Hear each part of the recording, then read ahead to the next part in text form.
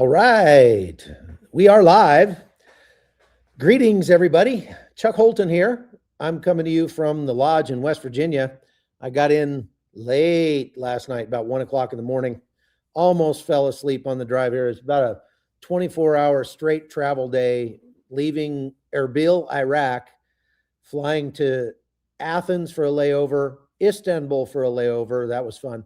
And then a 10-hour flight to Washington, D.C., then grab a rental car and drive 5 hours to the lodge out here, all nonstop with no sleep. So by the time I got out here, I was about dead. I hope you're doing well. I'm glad to be back where nobody's trying to kill me. And even though there's a lot of snow on the ground right now, it's going to be warming up to the mid 50s today and tomorrow. So I have a feeling all this snow is going to be gone. What's the weather like where you are? Are you guys having a really hard, cold winter like we are? Post in the chat where you're watching from and tell us what the weather's like. It is, my flight from Istanbul to DC would not have been so bad, except I was on the aisle seat and there was a guy that sat in the middle seat right next to me who was like a football player or something. He was like an NFL football player. He was literally twice as wide as I was. He took up his seat and about half of my seat for the whole thing. And I wasn't salty at him for that. He can't help the size he is. And that poor guy only got up one time in 10 hours to stretch his legs. I don't know how he survived that. He was so crammed in there. His knees were up against the seat in front of him and stuff, and made me very grateful for the fact that God made me kind of travel sized so that traveling is not so miserable for somebody like me. But the guy and I we had some good conversation, and he actually slept for most of the flight, just sitting straight up, never even leaned his seat back or anything. It was incredible. So before we get into what we're going to talk about with Cuba today, is the United States going to invade Cuba next? Right now, the next one's in the hot seat. We got done with Greenland, and then we moved on to Iran, and now it looks like we're talking about Cuba. We've got President Trump making threats against the country and all sorts of fun stuff happening in the Caribbean. So we're going to talk about all that and what that actually means and why Cuba, and is this a good use of what they call the Donroe Doctrine. Just a second, let me get my drink here. So before we do that, though, I pointed out last week that JP Morgan had raised their price target on gold. Well, now a bunch of other banks have followed suit and said that they believe that gold will hit about $6,300 an ounce this year. Now, keep in mind that their price target was like $4,700 an ounce for the end of 2026 up until yesterday. And gold went over $5,000 an ounce in January. So they were flat wrong on that. So I don't know how much you can trust them, but the bottom line is the big banks think that gold is a good investment. It's going to go up. It has gone up like 9% in just the last month. So, I mean, that it has been outperforming the S&P 500 and the Dow. Even though the Dow just hit 50,000, the gold has actually outperformed it. So, if you are interested in getting physical gold and silver, go to my friends at preservegold.com/hotzone, or just send a text message with your phone to the address you send on your phone is 50505, and then they will send you, if you put the word Chuck in the body of the text, they'll send you a free wealth protection guide. No obligation or anything like that. Just explain how to purchase gold, especially if you want to put it into an IRA or 401k. They'll show you how to do that. So I think it's a good idea. I appreciate Preserve Gold, and you should too. So check them out. Okay. Now, President Trump turned his attention on Cuba, and this is what he had to say in a tweet. Cuba lived for many years on large amounts of oil and money from Venezuela. In return, Cuba provided security services for the last two Venezuelan dictators, but not anymore.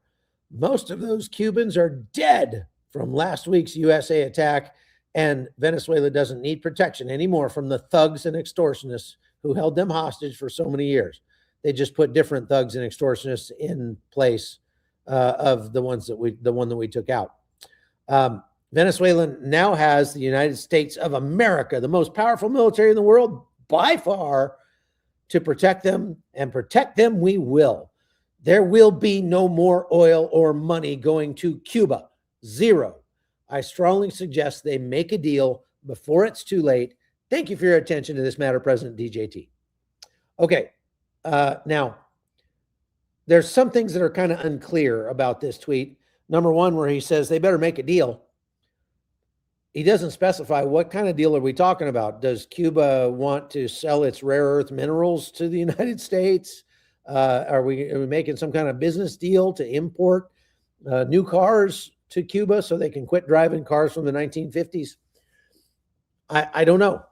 President Trump didn't specify what kind of deal exactly they were looking for, but they have made it clear through subsequent press briefings and engagements that what they really would like to see is regime change. Here's Marco Rubio talking about regime change in a congressional hearing the other day.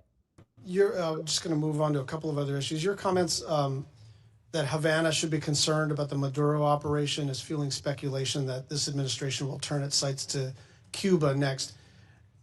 Will you make a public commitment today to rule out U.S. regime change in Cuba?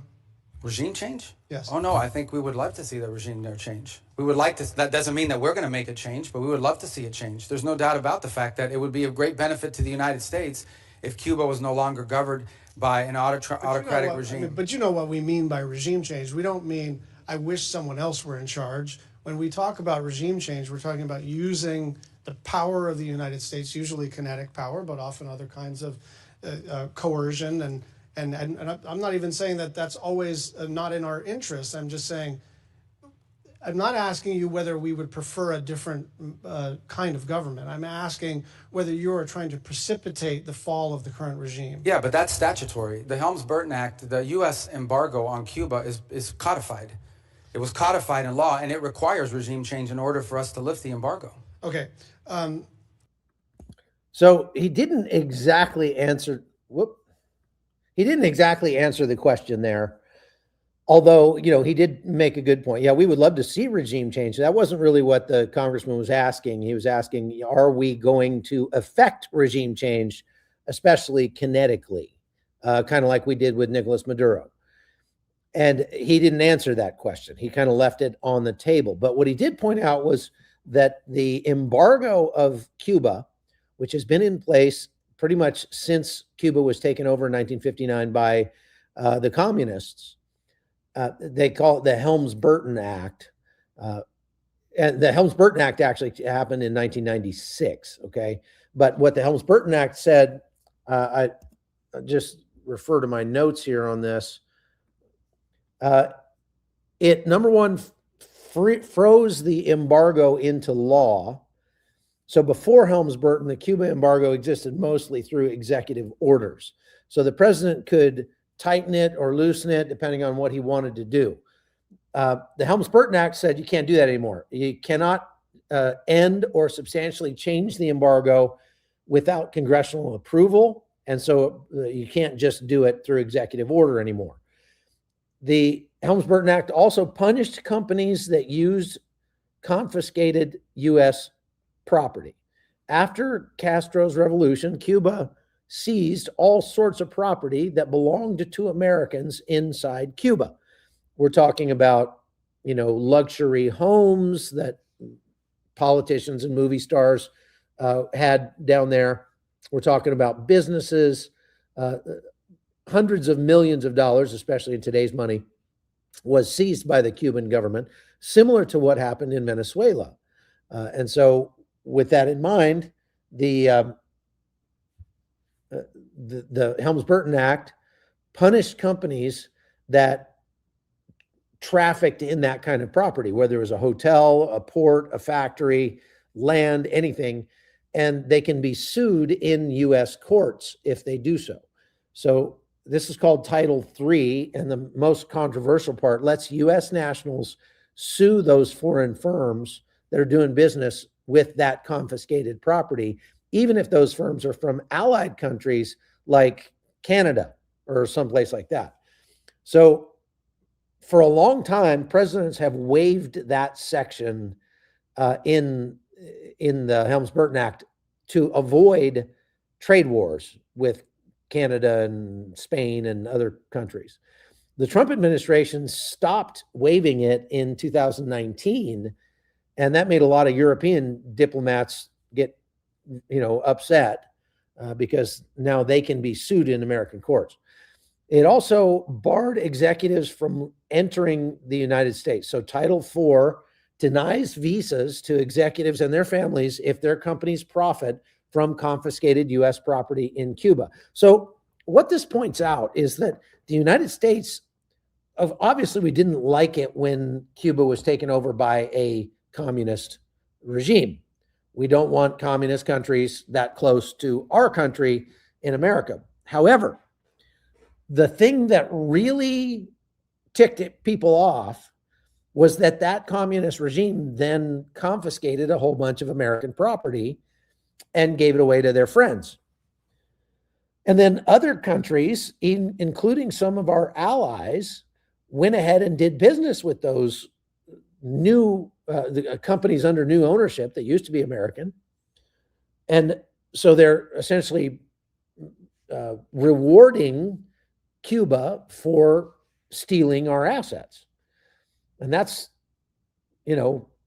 obviously really bad. So the embargo on Cuba, which said Cuba, no American company can sell its products in Cuba.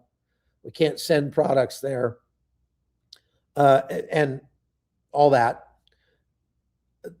That embargo affected where Cuba is today. I went to Havana. I've been there a couple times, and it's like going back in time.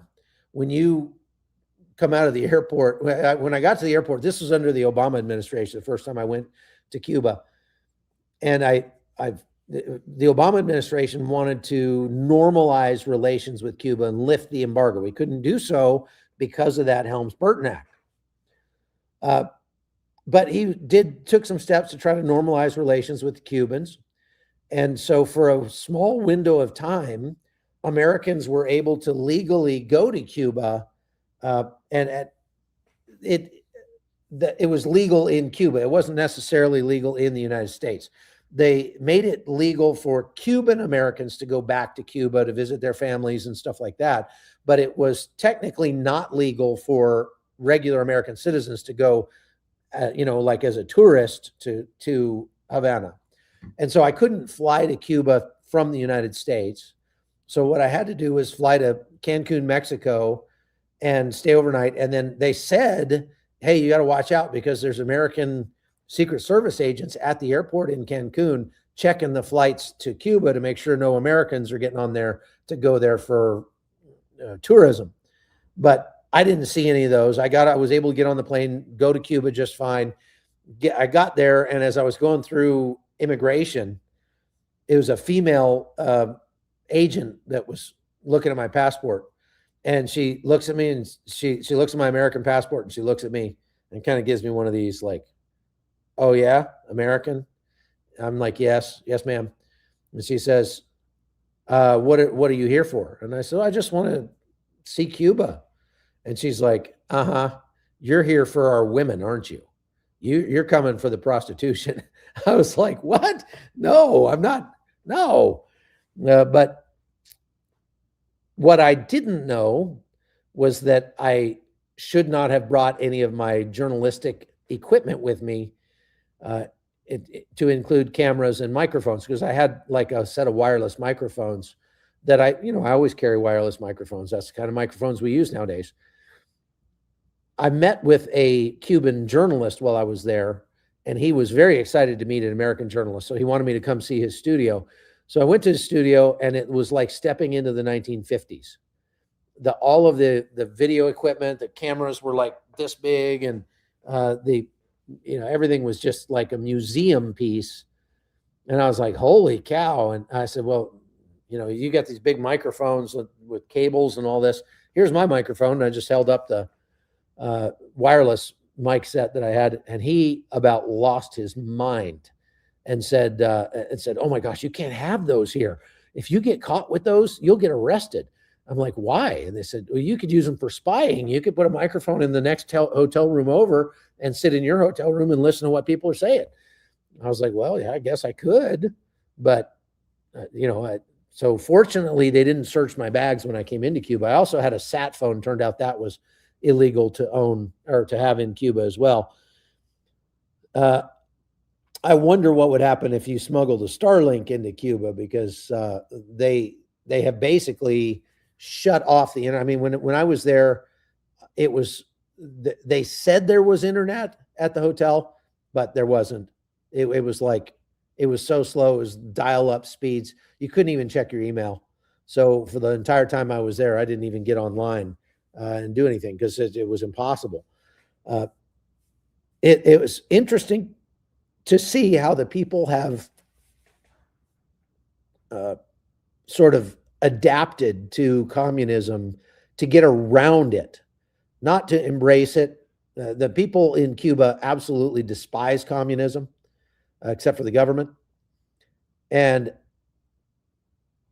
the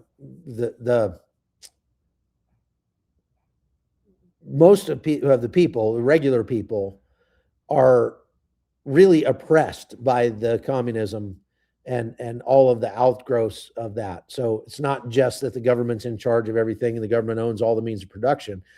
It's that I was driving with my driver one day, and we're driving through La Havana, and all of a sudden he said, put your camera away. And I was like, what? Okay. So I put my camera down.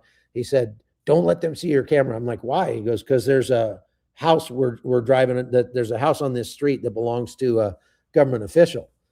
And if they see you with a camera, we'll get arrested. They have these big, wide toll roads in Cuba that pretty much go nowhere. They're just like Potemkin village kind of thing. And you have to have a special permit to drive on that road. And so they made these big wide highways basically only for the elites to drive on, and everybody else is relegated to the very poorly maintained side streets and stuff like that to get around the island. It's crazy stuff, the stuff you see. They have two different exchange rates. So there's the official exchange rate, which is set at a very high, it sets the Cuban peso at a very high level. And then there's the unofficial exchange rate, which sets it at its actual market rate, which is far, far different. But if you're a tourist, then if I want to go pay for a dinner, or if I want to pay for my hotel, or if I want to buy a souvenir, I have to pay that inflated exchange rate. That's the official rate. Meanwhile, if you're a local, you can go in and you can buy on the unofficial rate, which is much, much better. So what I did was just had a fixer with me the whole time, who, if I wanted to pay for anything, I would tell him to go pay for it. And it'd be like 1/10 as expensive as if I paid for it. So for example, the average Cuban makes like $15 to $30 a month.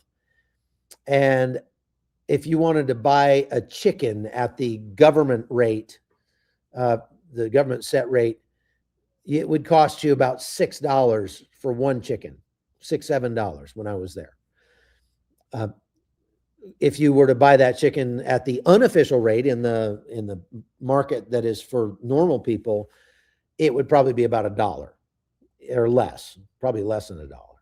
So you see how the people just sort of had to do what they could to survive. They do a lot of bartering.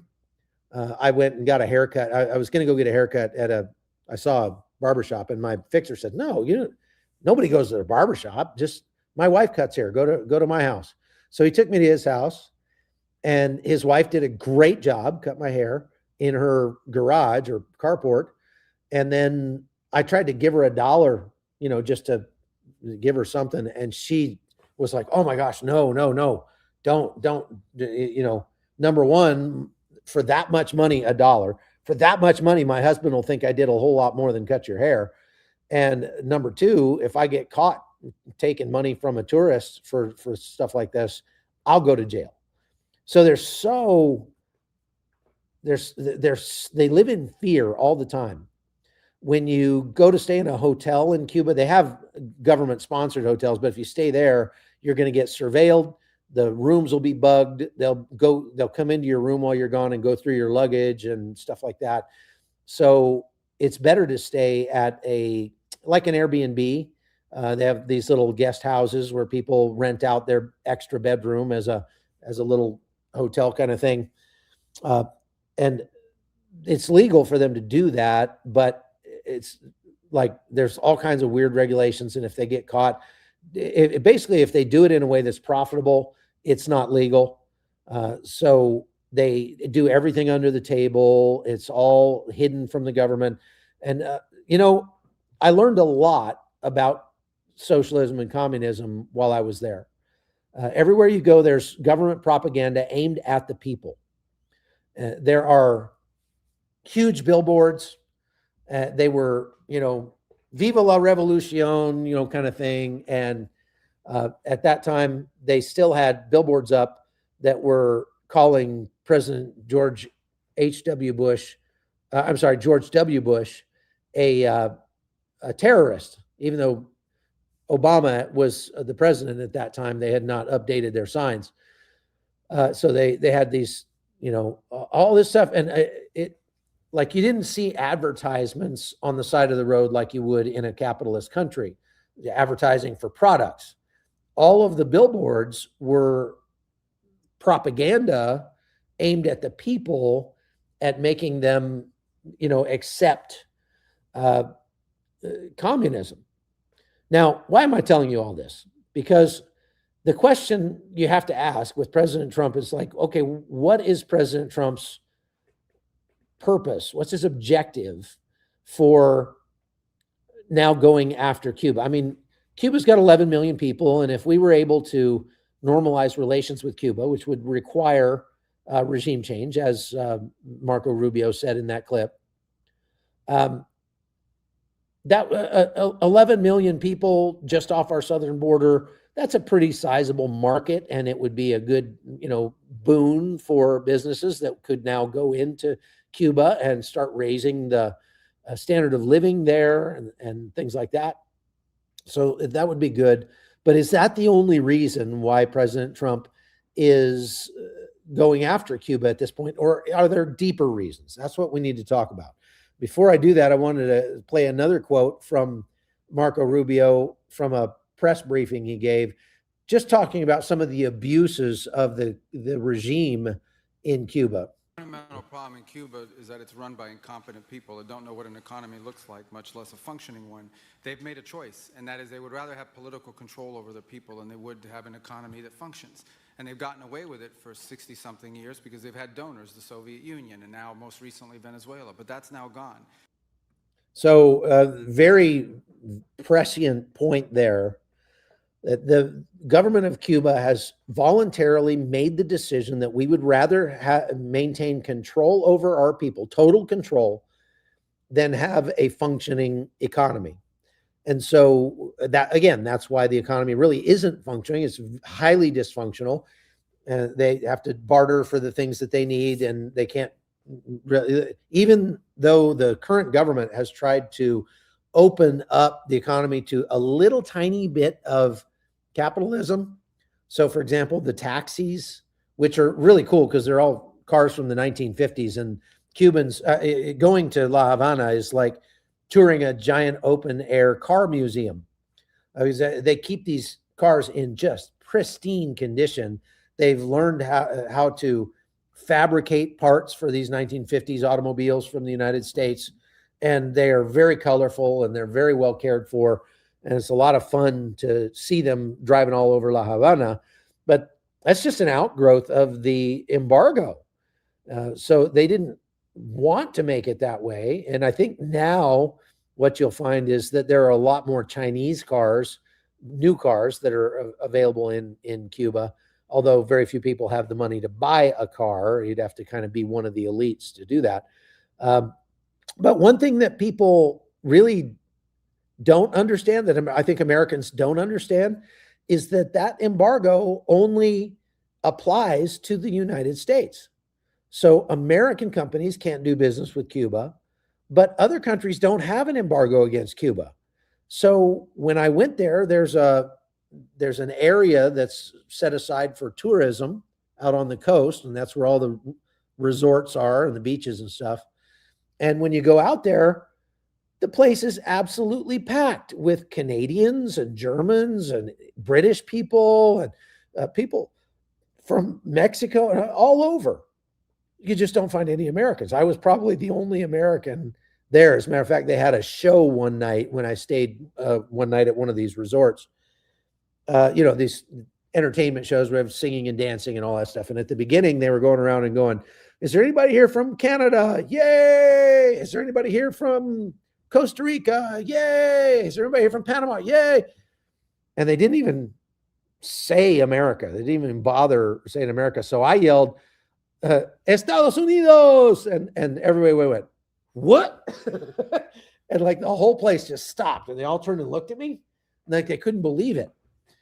It wasn't illegal by Cuban law for me to be there, but you just don't see American tourists down there for the reasons of the embargo.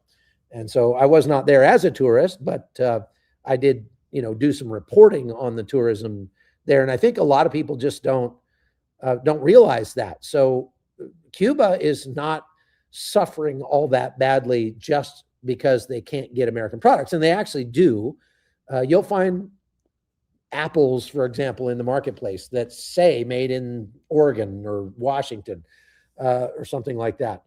And the way that they get those is they just go around the sanctions by importing those apples from Panama instead of, or from Mexico or someplace like that, instead of bringing them from the United States. So it does raise the cost of American products in Cuba, but it doesn't mean it's impossible to get those products. It's just a little more trouble. And that's another lesson we need to learn about how sanctions really are ineffective in a lot of ways at affecting regime change or getting a regime to do what we want them to do. Okay. Somebody said, translate that, please check. I said, Los Estados Unidos, that's the United States in Spanish. Of course, obviously everything there was in Spanish. There was nothing in English, but I speak Spanish, so that's okay. So I want to just go back and kind of tie a bow on this, explaining the Helms-Burton Act. The Helms-Burton Act in 1996 set conditions for a free Cuba. When the law spelled out what Cuba has to do before sanctions can be lifted.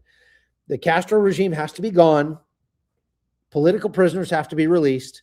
They have to have free elections, and they have to respect private property, which probably means giving back the property that they confiscated from America. And they have to make at least an attempt at moving toward a market economy. So regime change with paperwork is what we're talking about there. And obviously the Cuban regime does not want to step down. And so they have just said, no, not going to happen. So now President Trump is saying, okay, well, then we're going to not just preclude American companies from selling you products, but we're going to go after other countries that sell you products. And we're going to put secondary tariffs on them to get them to stop going, helping Cuba avoid the sanctions from the United States. so that the sanctions will actually start to bite.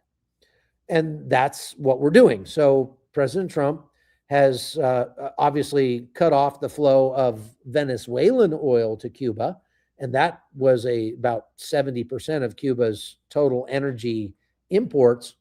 And so that hurts Cuba badly. But then they were trying to make up the difference by buying oil from Mexico instead, and Mexico was selling them oil. But President Trump got after Mexico and threatened some sanctions on Mexico for that. And now Mexico has stopped selling oil to Cuba as well. And so Cuba is coming to a standstill for all intents and purposes because of this oil embargo.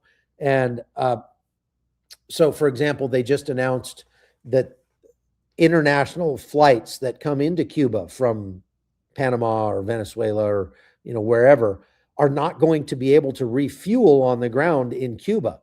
So they may be just canceling all flights to Cuba for the foreseeable future because they can't get Jet A into the country. Little things like that, all the way up to the price of oil is spiking in Cuba, the price of gasoline, which is going to likely result in a catastrophic failure of their power grid.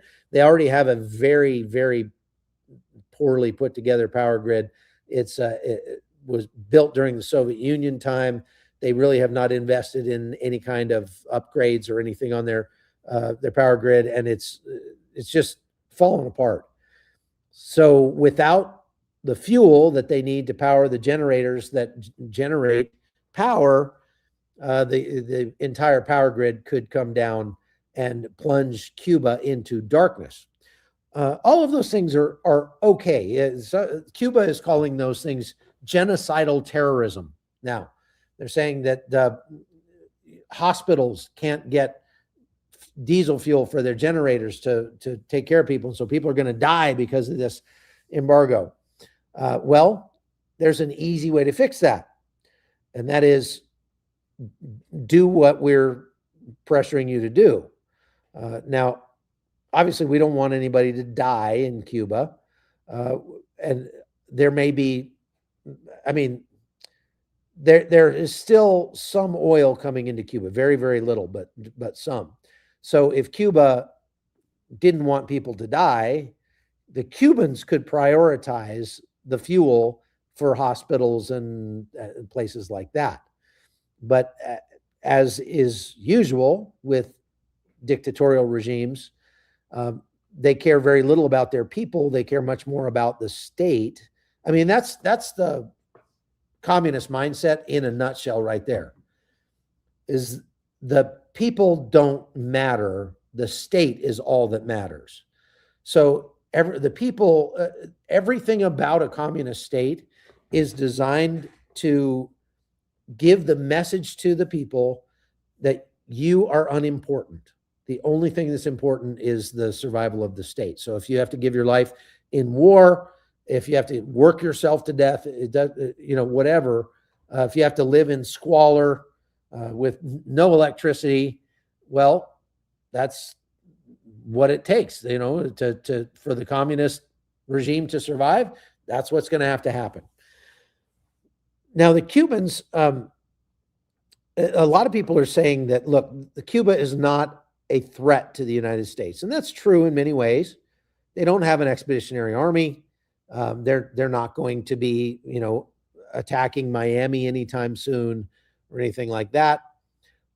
However, Cuba is a thorn in America's side and has been since the 1950s. And that does lead into some national security issues and more importantly, just strategic issues for the Western Hemisphere. So you notice that the U.S. military has now renamed Southcom, Southern Command, to be the Western Hemisphere Command, and it's called the Western Hemisphere Command. It's nothing else has changed. It's still the same thing, same generals. The difference is it's kind of political posturing in a way, but it shows a different strategic emphasis by the Trump administration. So this Donroe Doctrine that we've heard mentioned, is President Trump's desire to focus on the Western Hemisphere and not give our adversaries footholds in the Western Hemisphere. All of that is commendable. However, if we really didn't want Russia to be a threat to us in the Western Hemisphere, there's an even easier way to do that. We just support Ukraine in winning the war, and Russia won't be a threat to anybody for the rest of our lives. They don't have the demographics to ever be a threat to anybody again once this war is over. And that's why many people say this is the last war Russia will ever fight. China as well is not as powerful as they let on. They don't have as many people as they claim to. They've dramatically inflated their population numbers, the numbers of troops they have in the military, and economically they're not doing near as well as they let on. But it doesn't hurt. I guess what I'm getting at is we can do two things at once. We can focus on the Western Hemisphere. We can do things that will remove those footholds for our main adversaries in the Western Hemisphere, and we can go after Russia in Ukraine. We can go after China over Taiwan, etc. We are a big enough country. We can do both. But we don't need to invade Cuba. Now, here's something that you probably didn't know. I had never heard about this till I started researching this. It kind of surprised me. When the communists took over Cuba in 1959, the first thing they did was invade another country. And it happens to have been Panama. So they wanted to expand this communist revolution that they had successfully fomented in Cuba to other Latin American countries. So they literally sent troops to land on the Caribbean coast of Panama with assistance from some political opposition figures that were opposed to the current president in Panama in 1959. And one of those opposition figures was married to a very famous ballerina from Europe. She was eventually arrested in Panama as well for transporting funds and helping to assist with this coup attempt. But the Cubans landed on the Caribbean coast of Panama and tried to unseat the Panamanian government. Now, the Panamanian Territorial Defense Forces, or National Guard, put them down very quickly. They killed about 4 of the attackers and captured the rest of them within a few days. So it was spectacularly poorly executed, poorly led, poorly planned, and all that. But it is kind of telling that, look, if they had the ability to do so, Cuba would spread their poison throughout the Western Hemisphere. And that's important to understand. There are other ways that they have done that in the intervening years between 1950s and today. One of the ways that the U.S. State Department has pointed out, they call it human trafficking or modern day slavery, is Cuba has prided itself on its medical care system, and specifically the teaching hospitals where they churn out doctors and dentists and nurses and things like that. They actually produce more doctors per capita than almost any country on earth. And it's kind of like one of their industries, right? But, and so I've met doctors in Panama, for example, who got their training in Cuba. But they have a program whereby it's kind of a soft power program where the Cuban government sends doctors to other countries in the name of humanitarian aid or disaster relief or something like that. So there's an earthquake somewhere and the Cubans will send a bunch of doctors over there to do that. And normally, that sounds great. It sounds like, hey, Doctors Without Borders, let's send doctors in to help people. Medical care is one thing that you can really make a difference for, sort of disenfranchised group of people. by bringing them medical care. That's a great thing to do. Here's the problem with that program. They have sent something like 25,000 doctors abroad with this program from Cuba. They call it medical missions. However, it's not just out of the goodness of their hearts. What happens is the Cuban government will make a deal with the host country. They'll have some negotiations and negotiate a payment package whereby the host country will pay Cuba to send them some doctors. And Cuba then receives this money. The money gets paid directly to the Cuban government, not to the doctors themselves. Cuba then keeps about 90% of that money and gives the doctors an incredibly small stipend. They usually live in squalid conditions. They're very poorly cared for when they're doing this. And they're basically forced to go do it. Like, you can train as a doctor. If you want to be a doctor in Cuba, you can train and become a doctor, but you've got to spend like 6 years doing these missions around the world. And that's really a large addition to the Cuban government revenue, is by all these payments that they get from sending doctors out to everywhere. But the doctors themselves don't get any of that money. They will take their passports away so they can't defect while they're in these other countries. We're talking about countries in Africa and Latin America and stuff. We're not talking about the United States or Europe or anywhere like that. On top of the medical missions program, which essentially is human trafficking, the Cubans, there have been lots of Cuban mercenaries and soldiers and military advisors and things like that that have been sent out from Cuba to other countries to impact or influence other conflicts in favor of communist ideology. So I counted 17 different countries where Cuba has sent advisors or military personnel. We're talking about, and this is between the 1960s and today, okay? But we're talking about something like 400,000 soldiers. And they're not just going to do advise and assist missions.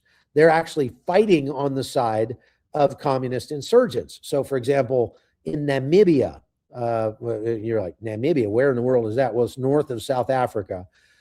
During what they called the anti-colonial wars, now they call that now, the South African government was sending South African troops into Namibia because there were Marxist revolutionaries that were holing up in Namibia and then raiding into South Africa and causing problems for South Africa. So they sent troops to deal with those Marxist rebels. Well, guess what?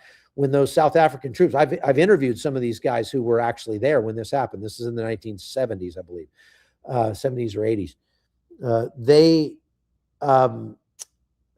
got to Namibia and were fighting, the communist rebels. And when they captured or killed any of those guys, they found out they were actually Cuban.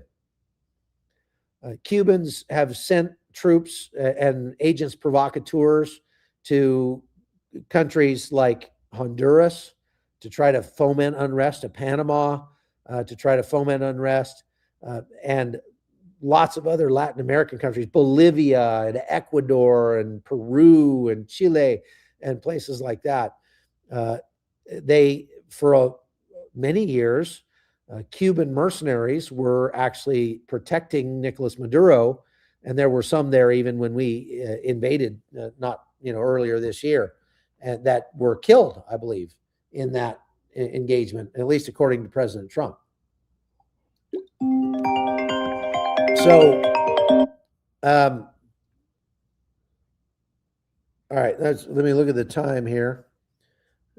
Okay, we're at 44 minutes, so there's a lot more I could get to on this, but suffice it to say, just to kind of wrap this up, President Trump putting pressure on Cuba to try to get them to change their ways.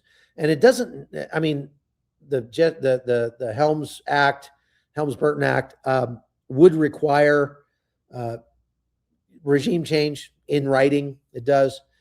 But it could be something as easy as what was done in Venezuela, where the president or the dictator in charge leaves, and then somebody under him takes over that's going to be friendlier to the United States, and maybe we could call that, okay, we'll call that good, and now we'll be friends with Cuba.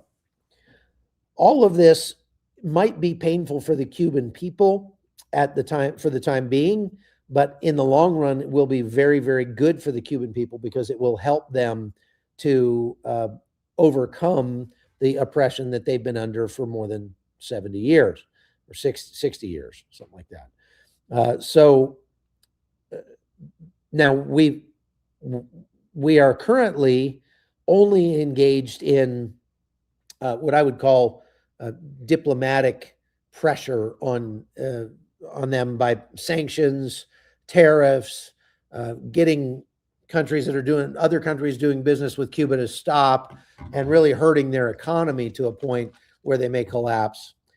You don't have to worry about the United States putting troops on the ground in Cuba anytime soon. If there was any kind of mission that happened in Cuba kinetically, it would probably be more like what we saw in Venezuela. But even that might not be necessary. Somebody's saying, "Oh, here, I'm gonna let's star this one because I want to." I'll get to your question about Ukraine in a minute. The most corrupted European nations. That's definitely not Ukraine. Like if you actually think Ukraine is more corrupt than Russia, like you just don't read enough. Okay, you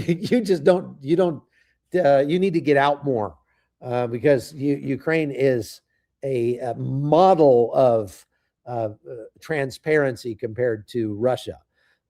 But anyway, so that I can talk more about that in a minute. One last thing is the what they call the Havana Syndrome. You may have heard something about this, where in Cuba, it started in Cuba, in Havana, where U.S. embassy employees started getting headaches, started getting dizziness, and they couldn't figure out what was causing it, and they couldn't find anything wrong with them, and it went on. Well, and then it is spread from Cuba to other countries around the world, and there have been American diplomats, military personnel, and things like that who have suffered terribly from these. It's almost like TBI symptoms, traumatic brain injury, but they didn't have any. They hadn't hit their head, so they shouldn't have TBI. But all of a sudden, they have symptoms of it, ringing in their ears, and they can't look at anything bright, stuff like that.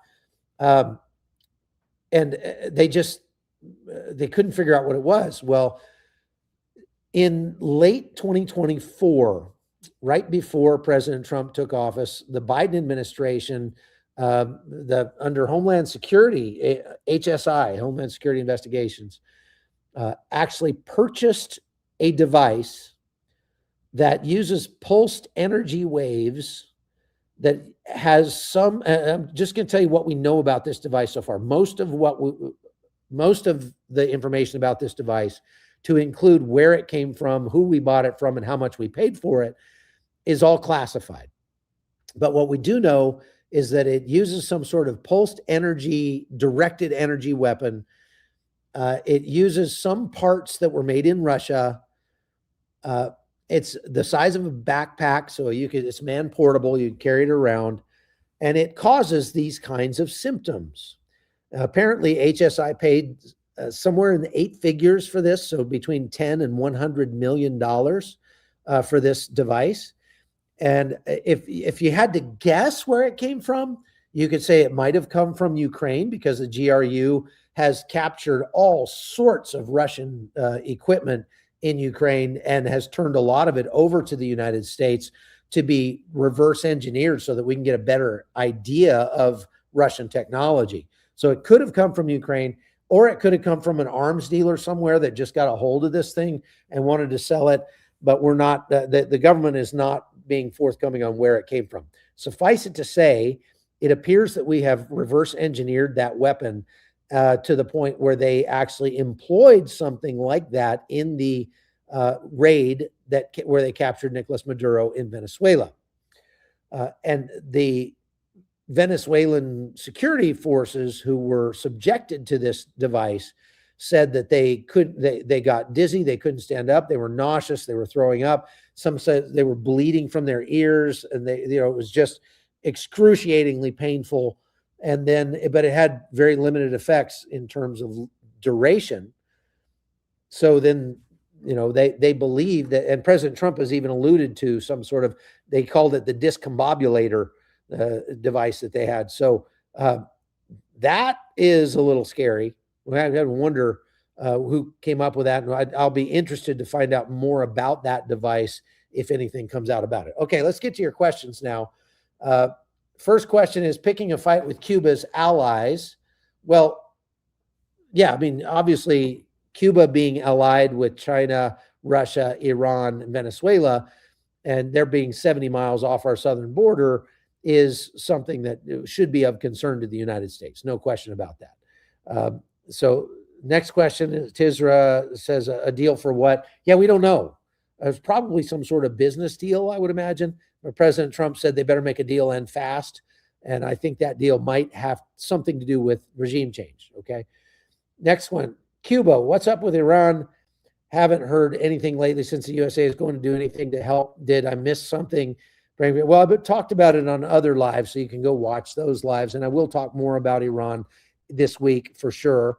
There's a lot going on there, but it's off the subject of this live. So let's go on and talk more about Cuba. The next question, my friends in Cuba tell me everybody eats soy that the U.S. gives them for free. Do you know anything about that? I believe that there were some programs that were giving humanitarian aid to Cuba, and they're basically the U.S. government's way of subsidizing American farmers and buying their soy and do something with it. It's bad if we don't give it to somebody, give it to Cuba. And I think that, as far as I know, those programs have been paused, if not canceled altogether. Next question, is the U.S. doing the same thing by taking back land and property owned by another country? You mean like Greenland? Yeah, I think you're very perceptive there to point out the sort of moral contrast there. If we're saying on one hand, we're going to take over Greenland, a country we don't own, but we just want it. Oh, we need it, so we're going to take it over. And then we're going to be angry at Cuba for doing the same thing when they took over American, businesses and homes and things like that in Cuba. It's a good point. Question off topic. I'm a member and cannot access videos from Chuck's site. Please help. Okay, send an email to info@holtonnews.com, and I'll have Amy figure it out for you and get in touch with you about that. Next question. Good morning, Chuck, and I have a question. What is the START deal we have heard on the news between the U.S. and Russia, and why was there no agreement? The START was a treaty that limited nuclear proliferation, and it just expired. Normally, it would have been extended by the president through an executive order. President Trump chose not to extend it, and it's probably smart because Russia never really was abiding by it anyway. And so, why have deals if, we're dealing with unreliable partners? Next question. Is the lodge where you're part of the Frontier Forge location? Yes. Frontier Forge Institute will be held on the property, on the grounds of the lodge where I'm sitting.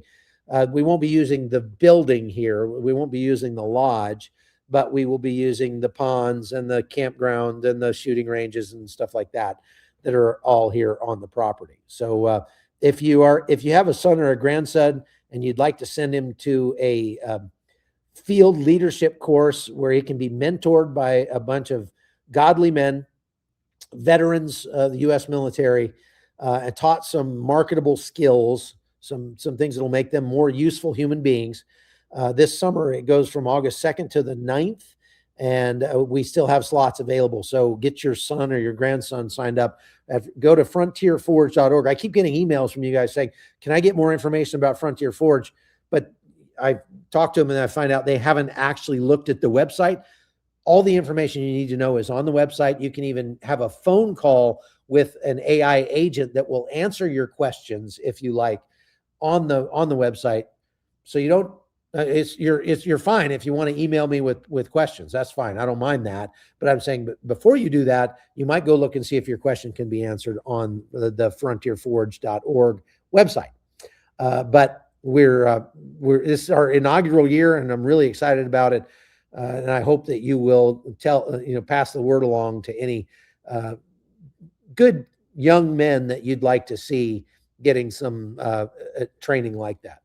Next question. Don't you think we should wait and see how things pan out in Venezuela before we bite off Cuba, or maybe not? Yeah, well, I think that the Trump administration is treating Venezuela like it's a done deal, and it's not. It's not a done deal at all. As a matter of fact, there are riots and protests going on in Venezuela over the weekend because of the oppression, the current government being run by Delcy Rodriguez is still oppressing the people and has not released all the political prisoners that need to be released and things like that. So they are pretending to play ball with President Trump, but I think somebody needs to pay a little more attention to what what Venezuela is actually doing. Next question. Isn't Cuba's only product cigars, sugar, and communist propaganda? More or less, yes. They do grow, some limited amount of rice and other, bananas and things like that. But yeah, mostly just tobacco. Armenians just made a deal with America for small nuclear reactors. Could that quickly help bring them back? Yeah, I see that Vice President Vance just landed in Armenia today and is meeting with Armenian officials. He is the highest ranking U.S. diplomat in history to visit Armenia. So good on J.D. Vance for going to visit our beloved country. I love Armenia. Of course, I have a son and a daughter-in-law who live there with two Armenian grandchildren. So I'm kind of partial to Armenia. We have a trip going to Armenia in June. It's completely full. And also our trip to Panama is now full in April. So you're going to have to wait for us to announce our next tour. And it's going to be someplace new. So stay tuned for that. Might have missed it, but is Cuba a nuclear power currently? No, they are not. Question. I heard people say that America is more of a hyperpower these days. Would you agree on this as opposed to a superpower? No, I think the United States is pulling back from being a global superpower or hyperpower. And I think the United States is trying to become more of a regional power in many ways. Not in all ways, but in many ways, more so than we have in the past. And I don't think that's a good thing. I would rather see us being a global hegemon than a regional power. Chuck, are you a permanent resident of Panama, or do you have dual citizenship, or seeking dual citizenship? Do you recommend any other countries for dual citizenship? I am a permanent resident in Panama, but essentially have a green card down there. And that helps for tax purposes because I don't live in the United States anymore, so I don't pay as much money in taxes to the U.S. as I would otherwise. But I'm still an American citizen, have not given up my citizenship, and I don't plan to. I may end up getting a second passport at some point just as a insurance policy, because you never know, the next Democratic government to get into power in the United States could easily pass a law that makes me into a felon without me having to do anything different, whether it's because I own guns or because I homeschool my kids or, whatever. And the way that they enforce things like that is by taking away your passport. So having a second passport isn't a bad idea, in my opinion. And it would be better to get a second passport from someplace like Portugal or Ireland or someplace that has a Schengen visa, so that I could then come to the United States if I ever did have to give up my U.S. citizenship. But I certainly do not plan to. I fought and bled for America, and I'm going to stay an American citizen till the day I die. Next question. Support Ukraine, you say. The most corrupted European nation by U.S. politicians, Euro oligarchy in history. Why should we sacrifice billions more for what gain? rare earth minerals. Yeah, like I said, if you really think Ukraine is more corrupt than Russia, I don't even know what to tell you. I mean, you just haven't. You need to get out more. You need to read a little bit. Start with the book Red Notice by Bill Browder, and read his all of his books on the subject, and you'll find out just how corrupt Russia actually is. And I would personally, just from having done a lot of research and reporting on the subject, say that Ukraine is currently less corrupt than like France or Spain or definitely Turkey or in some ways the United States. Okay. There is corruption in Ukraine, no question. But you probably didn't know this, but Vladimir Zelensky was voted into power on a platform of cleaning up the corruption. He was a Trump-like figure to the Ukrainians. He had a 91% approval rating at the beginning of the war.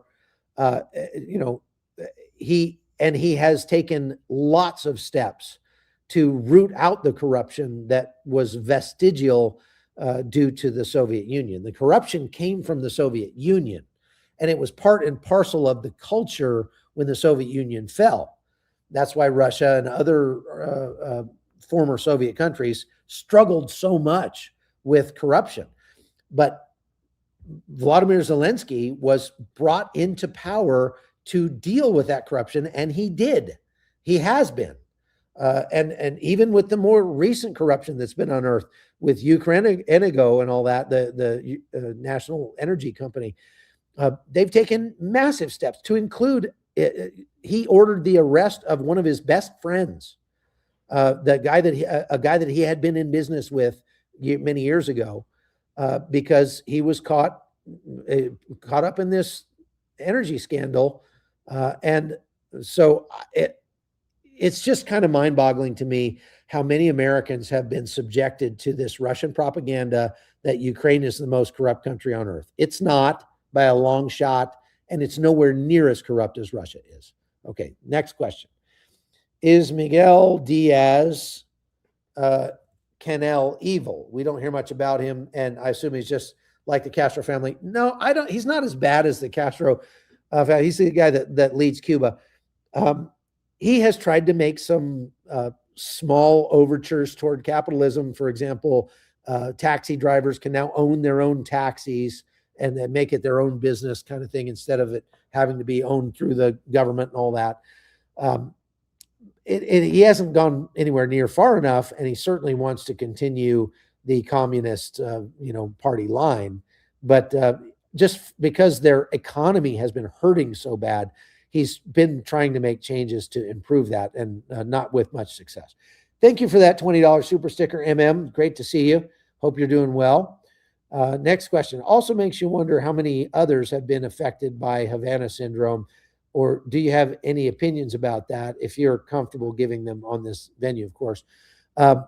Yeah, they say that it's been in the hundreds of American diplomats and military personnel that have been affected by this Havana Syndrome, but they really don't know. And there was a report that came out in 2023 that said, we don't think that Havana Syndrome was caused by a foreign actor. We think it was just all in their brains and they just imagined it. But when this most recent information came out, where we actually acquired one of the devices at the end of the Biden administration, that sort of reopened the investigation. And now they believe, it actually looks like it probably was a foreign actor, and it was probably Russia that was actually fomenting this things. Okay. Did you guys know that JD Vance is in Armenia? Okay, I already talked about that. Next, locals ask me anything date. Are you stateside again? I am stateside just for a few days, then I'll be back in Panama. We are doing another locals event this month. I think it's in the 24th or 27th or something like that. Go look on locals. We'll post it over there. I don't recall off the top of my head what day it is. Maybe Nathan can find out and post it in the chat. Chuck, have you read about the largest statue in the world of Jesus Christ being built in Armenia? Yes, I've read a lot about that. It's being built by an Armenian oligarch who is apparently a fairly corrupt guy. but he's building this gigantic, kind of like the Christ statue that you see in Rio de Janeiro on a mountaintop in Armenia. And I guess they've started construction on that already. Interesting local politics in Armenia for sure. Next question. Speaking of deals with unreliable partners who won't abide by them, why are we talking to Iran? Good question. Very good question, Fletch. I totally agree with you there. Question. Cuba fought against Israel with Syria in the Six-Day War. They are 100% anti-Semitic. Wouldn't Israel participate in this regime change, Cuban here? I don't think we don't need the Israelis to participate in this. They might provide some intelligence support because they have a very robust, as you know, intelligence capability all around the world. But other than that, Israel's not going to be involved in this in any way. Question, Chuck, what happened to the possibility of regime change in Cuba like 20 years ago? Well, it didn't happen. That's okay. Next question, a trip to Iceland or Greenland. You probably have not been following me very long because I was in both Iceland and Greenland 2 weeks ago. So you missed it. Is there any scenario where you'd say what? He's talking about the tours. The next tour. Tours to Iceland or Greenland. Well, that's a good idea. Maybe you'll have to wait and see. We're looking at several different locations right now. Is there any scenario where you'd say America would be justified in taking Greenland? Example, credible intelligence that the public wouldn't know that Russia or China plans to invade Greenland. If Russia and China invaded Greenland, they would be at war with NATO, all of NATO. So if the United States took over Greenland, it would mean leaving NATO. So it would actually make it more costly on the United States to protect Greenland than it would if we leave it the way it is. Because then we have all the other NATO countries that would get involved and help us fight against China and Russia. But if we arbitrarily annex Greenland, we are blowing up NATO. NATO will explode and we will no longer have NATO to be a part of. And all those other European countries are not going to come to our defense if we ever need it. And remember, the United States is the only country who has ever invoked Article 5 and asked NATO for help. That was after 9/11. And NATO responded, and hundreds of NATO soldiers from Europe died in Afghanistan and Iraq, helping the United States defend ourselves there. So we should not be trying to blow up NATO. NATO is a valuable ally, and it would be extremely costly for the United States to do so. It would be just shooting ourselves in the foot in the most spectacular way possible. What's expected on the potential meeting on June between Russia and Ukraine? The only thing Russia is doing with these meetings is trying to draw out the negotiations and give them more time to try to win the war on the battlefield. It's not working well for them. Russia is losing ground on the battlefield now. There have been 2 breakouts in the last couple of days where the Ukrainians have counterattacked and have pushed the Russians back off the front lines. Russia is continuing to bomb civilian targets all across Ukraine, and they've essentially wiped out the power generation for the entire country. That doesn't mean they don't have power. It just means that everybody has a generator now. They have plenty of diesel fuel coming in from Europe. So restaurants are still open. Stores are still open. The mall is still open. They just all run on generators now rather than on the centralized power system. And there are places that are having to go without heat because in some of these high-rise apartment buildings in Ukraine, they don't have a generator for the building. And so they have to heat with these diesel stoves. They have it looks like a wood stove, little tiny wood stove, but it has a little tank on it. And it drips diesel fuel in there, and they heat their homes that way. They just put a little, chimney out one of their windows, and they heat their home that way. Or they heat with wood, or they heat with candles, or they heat with, other things like that. But all that the attacks on Ukraine have done is solidify the people's resolve never to give in to Russia. So talks between Ukraine and Russia, I doubt they're going to go anywhere, even though, and the United States is a very unreliable partner. We are essentially siding with Russia now, and that's shameful, absolutely shameful, morally indefensible for us to be doing so. Next question. Will the Russia-Ukraine war end anytime soon? Maybe it'll end this year. It's going to end when Russia can no longer afford to keep fighting. That's when it'll end.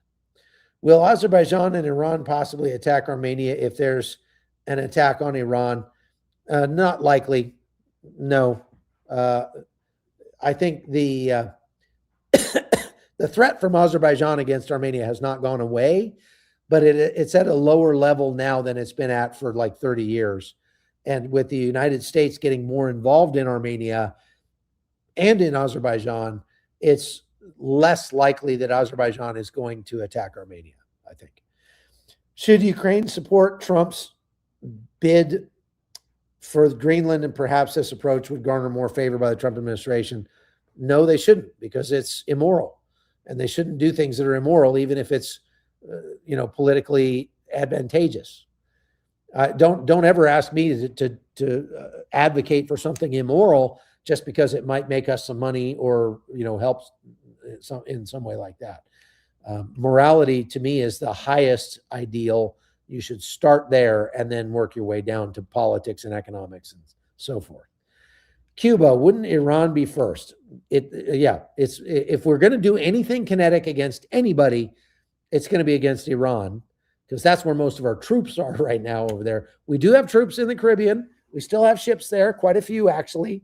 And we actually sent some of them to Haiti the other day because the interim government in Haiti was trying to take power away from the American-approved and supported Prime Minister, Fils Ami. I don't know how to pronounce his name, but the transitional government was like, yeah, that guy's more trouble than he's worth, so we're getting rid of him. And the United States said, no, you're not. And we sent a bunch of ships to the coast of Haiti, and they're still there. But we kind of threatened them, and then they reversed course and reinstalled Fils Anim, whatever his name is, into power. And look, I kind of agree with the transitional government. I mean, what Haiti has been doing has gotten it to the point where it's at currently, and that's not a good place. So they need to be doing something different. And the gangs that control most of Port-au-Prince are not going to easily give in just because the United States said they should. So we don't want to send troops into Haiti at all. We've tried that multiple times. I think we've had troops in Haiti 18 times during their history.